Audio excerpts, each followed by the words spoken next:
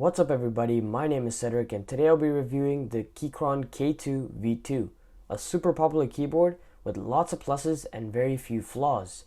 And this keyboard is known for being full-sized and tenkeyless while still maintaining a compact body. Now, right away I do want to specify which version and switch type I got because there are a few varieties. So first off, I decided to go with the RGB backlight for an additional $10 rather than the standard white backlight. And I also went for the plastic frame instead of the aluminum because I wanted the keyboard to still be somewhat light, which I'm not gonna lie, even with the plastic frame, the keyboard is fairly heavy. The plastic option is also $10 cheaper than the aluminum, which worked out perfectly for me. For the switch type, I went with the brown switch option, mainly because of the typing experience that comes with it.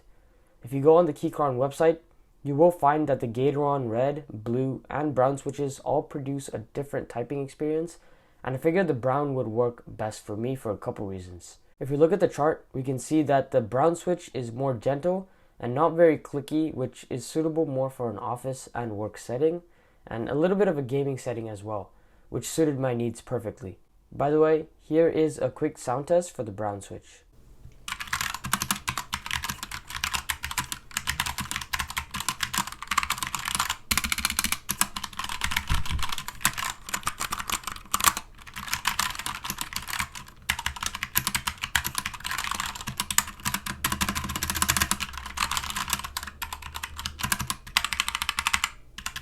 Now, another cool thing about the K2 is that Keychron provides additional keycaps, so the keyboard is suitable for both Mac and Windows.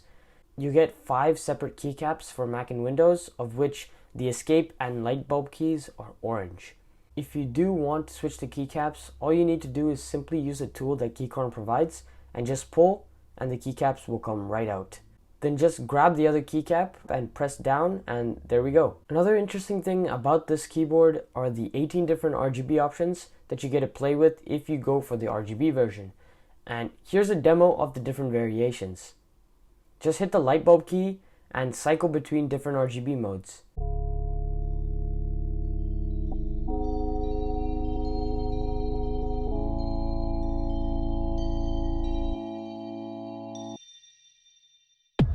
You can also change the colors by hitting function and then right or left arrow.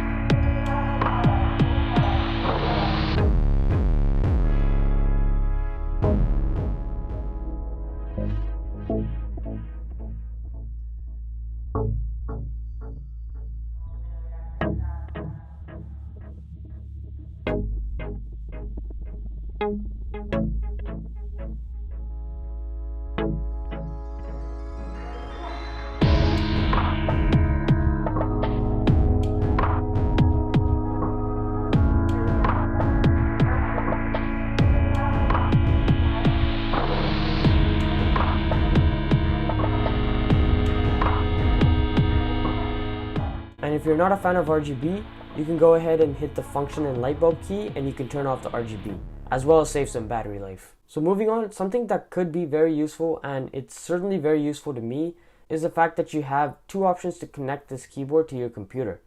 One through Bluetooth, which works without any issues as far as I've experienced, and it allows you to connect to 3 devices, which could be useful if you're sharing this keyboard or taking this on the go when pairing up different devices.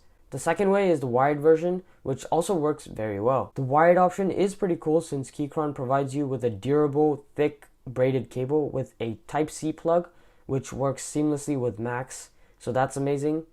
And a quick little thing that I noticed, which I'm not sure if it's a manufacturing defect and just with the K2 that I received, but the Type-C cable was a little loose when connected to the K2 from the day I unboxed this. It hasn't caused any issues yet, but it is slightly worrying. Now, if you look at the left side of the K2, there are 2 switches, one controlling Windows to Mac or Android to iOS, and the other for turning off the K2, as well as for the 2 types of connectivity, Bluetooth and cable. Alright, now as I've mentioned previously, the typing experience on this keyboard is amazing as it's got really nice key travel and the perfect sound. Unfortunately, there is a slight problem with the thickness of this keyboard. The thickness allows for the 4000 mAh battery, which is truly incredible, and I've surpassed 3 weeks keeping the backlight off and still kept going without having to charge up this guy. But the issue lies with comfort when typing for long periods of time. Because of the keyboard's thickness, the K2 doesn't allow for your wrists to rest while typing, which can really cause some strain on your wrists when typing away for hours. The 9-degree incline does help out a little bit, and it certainly is my constant pick because I'm just unable to sit down and type with a flat keyboard. And since I don't have any wrist issues, the K2's thickness isn't really hindering my typing. But either way, if you're taking regular breaks while typing, I don't see this being a major issue for the majority of users. And that's pretty much it for this video for the review on the Keychron K2 V2. It's an amazing mechanical keyboard and it's certainly worth giving a try. As always, if you guys enjoyed this video and found it to be helpful and informative, don't forget to like and subscribe and share your thoughts and questions in the comments down below. And wait, before you leave, click on my other videos to the right, left, and above that profile pic of mine if you find them intriguing, because I promise you, you will find them useful as well. See you guys later.